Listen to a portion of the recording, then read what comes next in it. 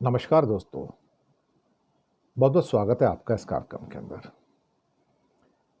दोस्तों, आज हम एक ऐसे विषय पर बात करने जा रहे हैं जिस पर बहुत सारे लोग बात करना पसंद नहीं करते। उनको इस विषय में इंटरेस्ट नहीं आता है और विषय है birth rate decline in India. Bharat में प्रजनन दर के अंदर अभूतपूर्व गिरावट। अब ये कितनी है? हम 1.9 पे आ गए हैं। अब 1.9 क्या होता है? यूनाइटेड नेशन के अनुसार या कुछ और अंतर्राष्ट्रीय संस्थाओं के अनुसार एक चीज होती है सब्स्टिट्यूशन रेट, जिसे कहते हैं 2.1। 2.1 का मतलब ये होता है कि 2.1 की रेशो में बच्चे पैदा होते हैं और 2.1 की रेशो में लोग मर जाते हैं। तो संतुलन, तो आबादी वहां बढ़ना रुक जाती है, बिल्कुल कांस्टेंट हो जाती है। लेकिन डेथ रेट तो वही चल रहा है। डेथ रेट नहीं घटने वाला, वो जैसे है वैसे ही रहेगा। लेकिन जो बर्थ रेट है ना, उस पर दबाव आ गया। अब वो 1.9 पे आ गया इंडिया में। दुनिया के कई देशों में तो 1 पे है, किसी में 1.25, किसी में 1.5। खतरनाक परिस्थितियां हैं। जापान के अंदर, कोरिया में तो बहुत खतरनाक परिस्थितियां हैं कि आबादी डाउन हो रही है उनकी। और थोड़े सालों के अंदर जापान और कोरिया में तो 60% आबादी बूढ़े लोगों की होगी, यानी कि सीनियर सिटीजन्स की होगी। तो काम कौन करेगा भाई? इंडिया में जो समस्या ये थी कि जो हमारा डेमोग्राफिक डिविडेंड था, जहां सारी यंग पॉपुलेशन थी, लेकिन इस यंग पॉपुलेशन में से अगर 15% का हिस्सा निकाल दिया जाए तो भाई बाकी तो सारे निकम्मे हैं, कुछ है ही नहीं, काम नहीं करते, स्किल्स ही नहीं है। हमारी जो वर्क फोर्स है 140 करोड़ की आबादी में, यह अनुमान लगाया जाता है कि वो 90 करोड़ की है वर्क फोर्स, यानी कि जो काम कर सकते हैं। करते नहीं करते अलग बात है, जो कर सकते हैं। 90 करोड़ में से 45 करोड़ पुरुष हैं और 45 करोड़ महिलाएं हैं। महिलाओं का जो वर्क फोर्स पार्टिसिपेशन है वो सिर्फ 20% है। सिर्फ 20%। यानी कि हर 5 में से सिर्फ एक महिला काम करती है। अब मैं काम करने का मतलब ये नहीं कि घर का काम नहीं करती, घर का काम सब करती हैं, मैं उसकी बात नहीं कर रहा हूं। जॉब, नौकरी या कोई बिजनेस, तो सिर्फ 5 में से एक, 20%, दैट्स ऑल। और पुरुष जो हैं वो हर 5 में से 4 काम करते हैं। तो यानी कि महिलाओं को और पुरुषों को इकट्ठा मिला लिया जाए तो हमारी आधी आबादी जॉब में नहीं है या बिजनेस में नहीं है। तो 90 करोड़ की वर्क फोर्स में से सिर्फ 45 करोड़ लोग ही काम करते हैं टोटल मिलाकर। उस 45 करोड़ में से 36 करोड़ जो हैं वो पुरुष हैं और 9 करोड़ महिलाएं हैं। मोटा मोटा कहा जाए तो महिलाओं की अपेक्षा पुरुष 4 गुना अधिक काम करते हैं। लेकिन हम बात कर रहे हैं आबादी में डिक्लाइन की, और सिर्फ 3 या 4 स्टेट ऐसी रह गई हैं जिनका बर्थ रेट 2.1 से थोड़ा सा ज्यादा है, जिसमें उत्तर प्रदेश, राजस्थान, मध्य प्रदेश और बिहार है। बिहार ही सबसे टॉप पे था, 3.0 पे चल रहा था, लेकिन वो भी डाउन होकर अब 2.5 के आसपास ऑलमोस्ट आ चुका है। और उत्तर प्रदेश, राजस्थान और मध्य प्रदेश ये भी ऑलमोस्ट 2.1 की टेरिटरी में टच कर रहे हैं आज की डेट में, और 2-3 साल के अंदर टच कर जाएंगे। ये भी उस सब्स्टिट्यूशन लेवल पे या उससे नीचे आ जाएंगे ये भी।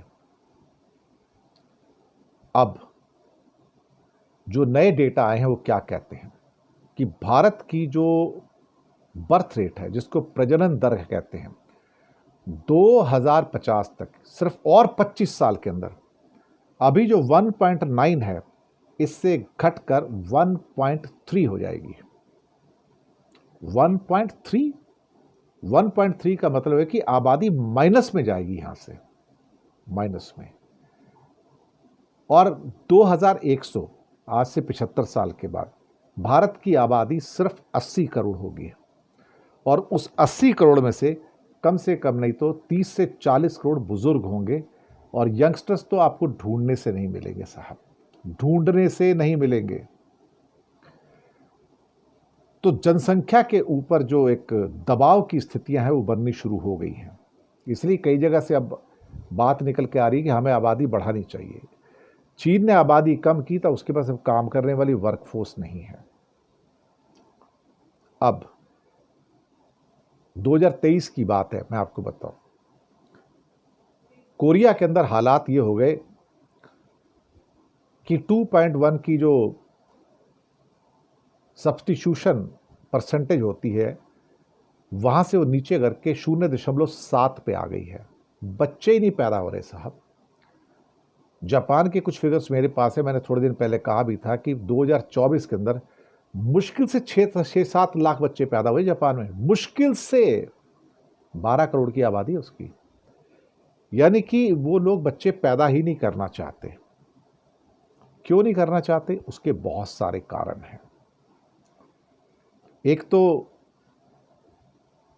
एक बात तो तय है इसके अंदर की, और वो ये है कि एक बार ये डेक्लाइन शुरू हो जाए, ये गिरावट शुरू हो जाए, फिर ये रुकती नहीं साहब, रोके से नहीं रुकती। और इतनी तेजी से ये डेक्लाइन होता है बर्थ रेट के अंदर कि आप हैरान हो जाओगे कि ऐसा क्यों हो रहा है। आप अपने आसपास देखिए, भारत में आपको किसी घर में आपको 4-5 बच्चे नहीं मिलेंगे। अब आपको ऐसे घर मिलने मुश्किल हो गए जिसमें 2 बच्चे हों, 1 बच्चा मिल जाता है।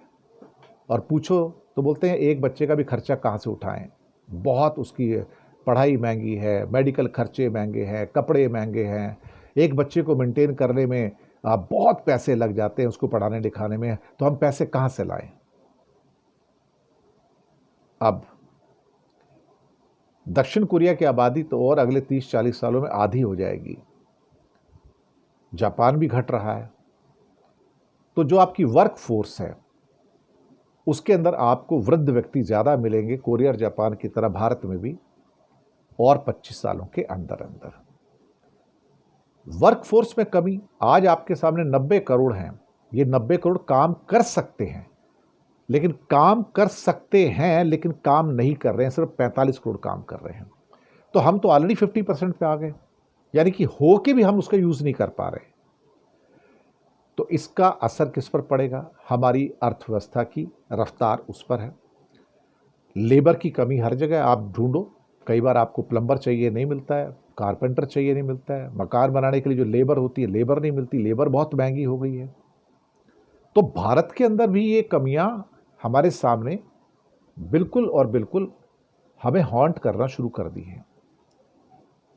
इसके अलावा जैसे जैसे बूढ़े लोगों की आबादी बढ़नी शुरू हो रही है, अभी भारत में 140 करोड़ में से करीब 13 से 15 करोड़ लोग ऐसे हैं जो 60 वर्ष से अधिक की उम्र है।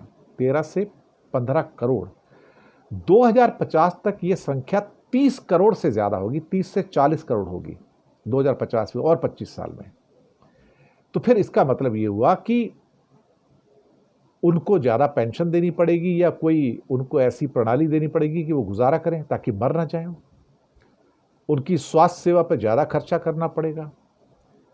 लेकिन जैसे जैसे बुजुर्गों की संख्या बढ़ती जाएगी, युवा कर्मचारियों की संख्या घटती चली जाएगी, और हमारे ऊपर वही खतरे आ पड़ेंगे जो इस टाइम जापान और कोरिया फेस कर रहे हैं। बदलते हुए परिवार और उसकी संरचनाएं, ये एक मेन कारण है। परिवार का आकार छोटा हो गया है, अब न्यूक्लियस फैमिली है। अब कोई पुराने दादा दादी, नाना नानी, सास ससुर, अब तो ये कहीं नज़र ही नहीं आते। सब लोग अलग रहते हैं। एक बच्चा हो गया तो उसको क्रश वगैरह में डाल देंगे। तो जो पारंपरिक जो हमारी पारिवारिक प्रणालियां थी वो तो ख़त्म हो गई इंडिया में बिल्कुल। शायद किसी छोटे मोटे किसी गांव किसी कस्बे में अभी भी जिंदा हो तो बड़ी बात है, अदरवाइज तो नहीं है। आजकल के यंगस्टर्स इंडिया में शादी नहीं करना चाहते, और शादी करते तो इतनी लेट करते कि 30, 32, 35 पहले हमें कैरियर बनाना है। कैरियर बन गया कहीं पे, फिर कहेंगे शादी करनी है, तो फिर लड़की नहीं मिलती उनको, क्योंकि लड़की फिर वो भी 20, 25, 30 की कोई मिलती नहीं है।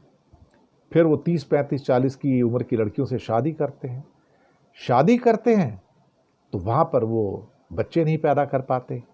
कुछ कहते हैं हमें तो बच्चे चाहिए नहीं, और ये भी एक बहाना बन जाता है। लेकिन अधिकतर लोग उस एज के अंदर अपने वर्क लोड के कारण अपनी प्रजनन क्षमता गंवा देते हैं।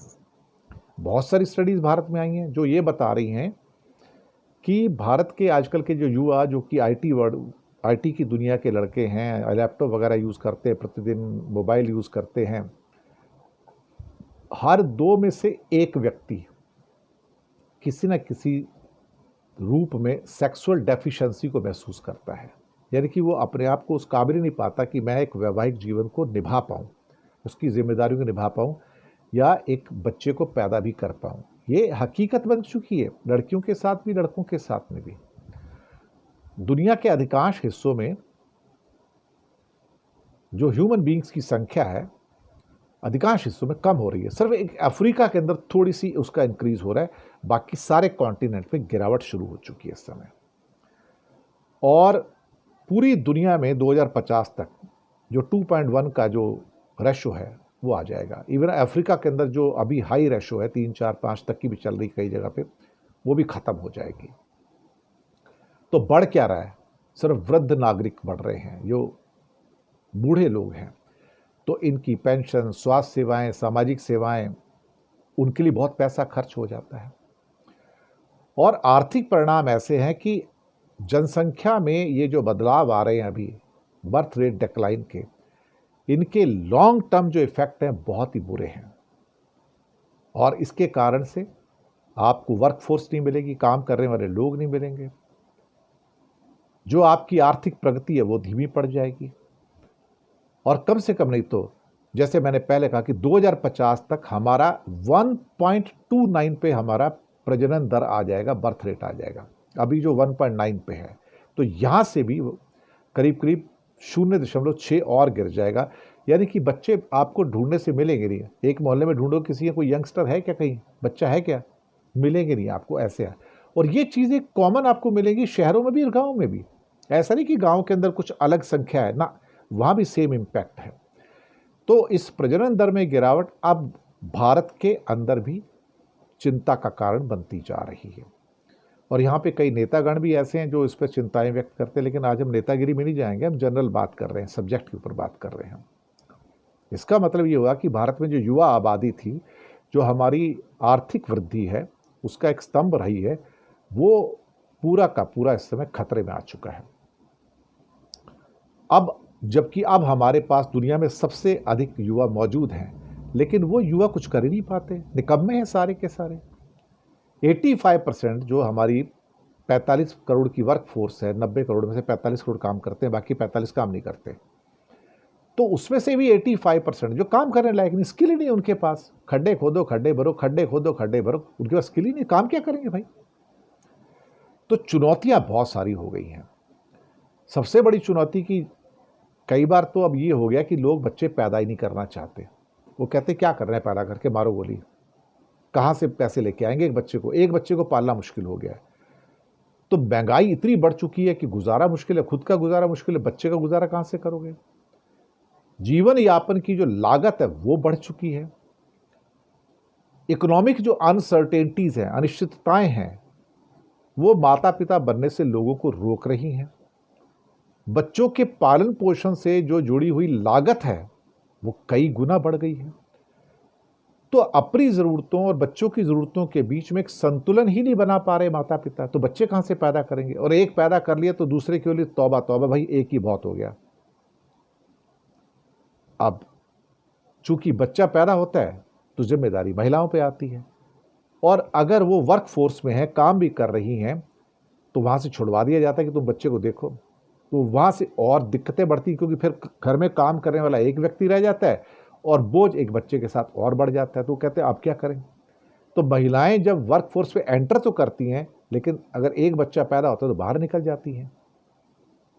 अब सवाल ही पैदा होता है कि क्या बच्चा थोड़ा बड़ा हो गया तो क्या वर्क फोर्स में वापस आती हैं क्या वो औरतें। नहीं आती, 90% नहीं आ पाती, मुश्किल से 10% हैं जो वापस आ पाती हैं।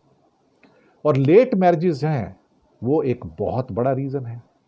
जी हाँ, लेट मैरिजेस, 30-35 से पहले लोग शादी नहीं करना चाहते, हमें कैरियर बनाना है, हमें आगे बढ़ना है। और जब शादी करते तो पता लगता है कि हम बच्चे पैदा करने के काबिल ही नहीं हैं। अगर आप पैदा कर सकते हैं तो जो आपकी पत्नी है वो नहीं पैदा कर पाती, वो उसकी अक्षमताएं सामने आ जाती हैं। तो इससे कई बार आजकल आर्टिफिशियल जो प्रजनन केंद्र बन गए हैं बहुत सारे, और वहाँ पे तो भीड़ लगी रहती है, भी बच्चे नहीं पैदा हो रहे, सब कुछ करते लेकिन बच्चे नहीं पैदा होते। तो अल्टीमेटली जो प्रजनन दर है, जो बर्थ रेट है, वो तो कम ही होती चली जा रही है ना। तो इस ढंग से देखा जाए तो पूरा का पूरा जो हमारी सोसाइटी का संतुलन है अब बिगड़ चुका है। ये जो बच्चे पैदा नहीं कर पाना है, इसे बांझपन कहते हैं। तो ये जो बांझपन है, ये दरअसल इसके कई रीजंस हो सकते हैं। एक तो आपकी लाइफस्टाइल जो है वो बहुत स्ट्रेसफुल है, उसके कारण से आप बच्चे नहीं पैदा कर पाते, या फिर क्लाइमेटिक कंडीशंस ऐसी होगी जो आपके बांझपन के स्तर को बढ़ाता है।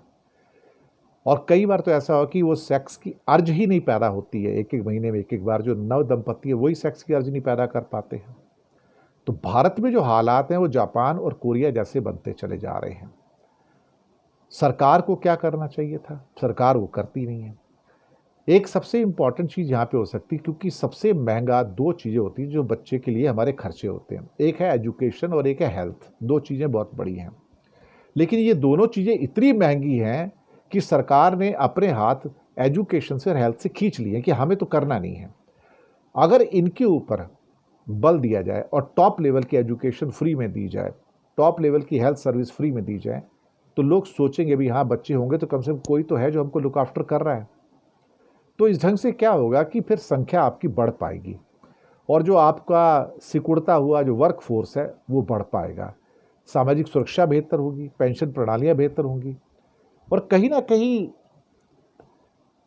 ये जो इंसेंटिव हैं सरकार के द्वारा, जहाँ दक्षिण कोरिया भी कर रहा है, जापान भी कर रहा है, यूरोप के देश भी कर रहे हैं कि हम आपकी मदद करेंगे, अगर जब तक ये भावना नहीं आएगी लोगों में कि हाँ मुझे बच्चों की देखभाल में सब्सिडी मिलेगी, मुझे बच्चों की स्कूल फीस में सब्सिडी मिलेगी, मुझे बच्चों की हेल्थ के लिए सब्सिडी मिलेगी और मुझे मदद मिलेगी, तब तक तो ये होने वाला नहीं है। ये होगा तो तभी महिलाओं के ऊपर भी बोझ कम होगा, या महिलाओं को कुछ पैसे दिए जाएं कि मैं आपको गारंटीड इतना पैसा दूंगा, तब आप जीवन में जो बच्चे पैदा करेंगे तो वो हमारे समाज को आगे लेके जाएंगे। इसके लिए शिक्षा चाहिए, जागरूकता चाहिए। लेकिन हमारे यहाँ तो लड़कियाँ जाती हैं और स्कूल कॉलेजेस में फैसिलिटी नहीं है तो बेचारी क्विट करके चली जाती हैं।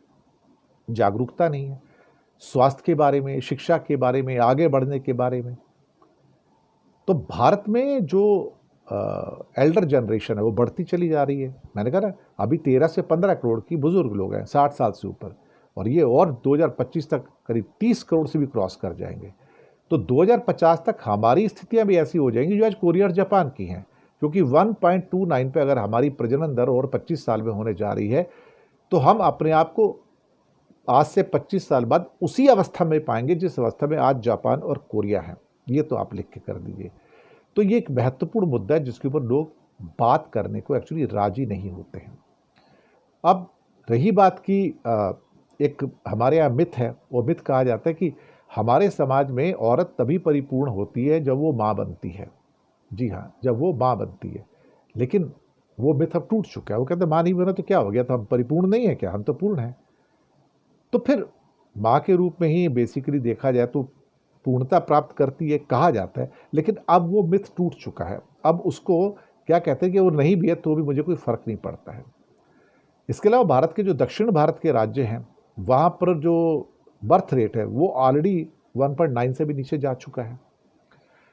तो 2036 तक यानी कि और 10 साल 11 साल में वहाँ पे जो वृद्ध आबादी है वो काफ़ी ज़्यादा हो जाएगी। तो आप फिर काम कैसे करोगे उसके द्वारा? जो प्रवासी मजदूर हैं आते हैं दूसरे प्रदेशों से, वही आपको क्या कहते हैं कि आगे बढ़ाएंगे। प्रजनन दर में जो आपकी कमी आई है उसमें साक्षरता की कमी भी है, या फिर क्लाइमेट की कमी भी है, पूरा उसके इफेक्ट हैं, या फिर बांझपन है, ये चीज़ें बहुत हैं। या फिर देरी से शादी करना, शादी करके फिर ये फैसला करना कि अभी हमें बच्चा नहीं चाहिए, हम रेडी नहीं है उसके लिए, हम कुछ और साल लेंगे, और उसके बाद जब आप लेना चाहते हैं बच्चे को तो बच्चा पैदा नहीं होता। इसके अलावा आप एबॉर्शन करा सकते हैं, उसकी अवेलेबिलिटी एबॉर्शन की लीगल इंडिया में, तो लोग अगर नहीं चाहते तो एबॉर्शन कराते हैं, हमें बच्चा चाहिए नहीं है। और कई लोग ऐसे जो शिक्षा और नौकरी के लिए विदेश चले जाते हैं, विदेश चले गए तो पूरा का पूरा फिर तो मतलब ही नहीं रह जाता वहाँ जाके, तो फिर आजकल लोग बच्चे पैदा ही नहीं करना चाहते हैं। अब सवाल ये पैदा होता है कि ये इंसेंटिवाइज कैसे किया जाए।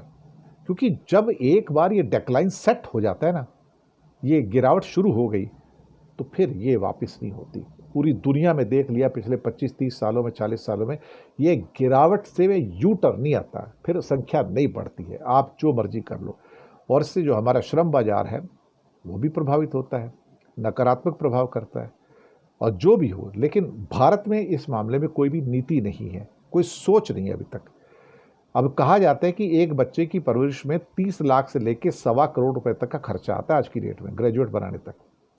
तो मिडिल क्लास फैमिली कहती है भाई इतना पैसा तो हम खर्च ही नहीं कर सकते। शिक्षा तो बहुत महंगी है, इवन जो सरकारी शिक्षा है वो महंगी हो गई है कि गरीब आदमी भी उसमें नहीं जा पाता है। तो ये अब 4वीं 5वीं तक जाएगा, 8वीं तक जाएगा, उसके बाद जो है एजुकेशन बहुत महंगी, तब आप क्या करोगे? अगर आपने नॉर्मल एक कंप्यूटर वाला कोर्स करना है 11वीं 12वीं क्लास में या बीएससी के अंदर, उसकी फीस ही 1.5-2 लाख रुपए एक साल की होगी, तो एक आम आदमी कहाँ से लेके आएगा?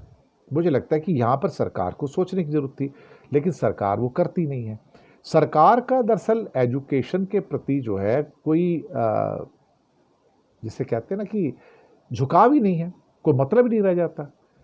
और फिर इसीलिए आजकल आईवीएफ वगैरह के जो ट्रीटमेंट हैं, सरोगेसी के जो चीज़ें निकल के आ रही हैं, जहाँ पे लोग कोख को उधार लेते हैं और बच्चे पैदा करवा लेते हैं कभी कभार, ये चीज़ें हैं। तो भारत अब एक मुश्किल दौर में प्रवेश कर चुका है, निकल पाएगा बड़ा मुश्किल है। सरकार को अपनी नीतियों में भारी परिवर्तन करना होगा और एश्योर करना होगा कि मैं आपके बच्चों की शिक्षा और स्वास्थ्य मुफ्त में दूंगा, तभी इसके अंदर कुछ सुधार हो सकता है। अदरवाइज हम एक भयंकर संकट में अगले 25 साल के अंदर फंसने जा रहे हैं, जहां हमारे पास भी वर्कफोर्स नहीं होगी और हम क्या कहें कि यहाँ से कोई यू टर्न लेके वापस नहीं आ पाएंगे। और अगर एक किसी चीज़ में बढ़ोतरी होगी तो वो होगी बुजुर्गों की संख्या में, जो 2025 से 2050 के बीच में 15 करोड़ से बढ़कर 30-40 करोड़ तक की हो जाएगी। आप सोचिए कि आने वाले दिन बहुत मुश्किल भरे होंगे। जब आपको लेबर चाहिए होगी तो लेबर नहीं मिलेगी, स्किल्ड लेबर चाहिए वो भी नहीं मिलेगी, आपको एम्प्लॉयज़ ढूंढने होंगे वो भी आपको नहीं मिलेंगे। तैयार रहिएगा। शुक्रिया आपका, फीडबैक दीजिएगा प्रोग्राम कैसा लगा आपको। धन्यवाद।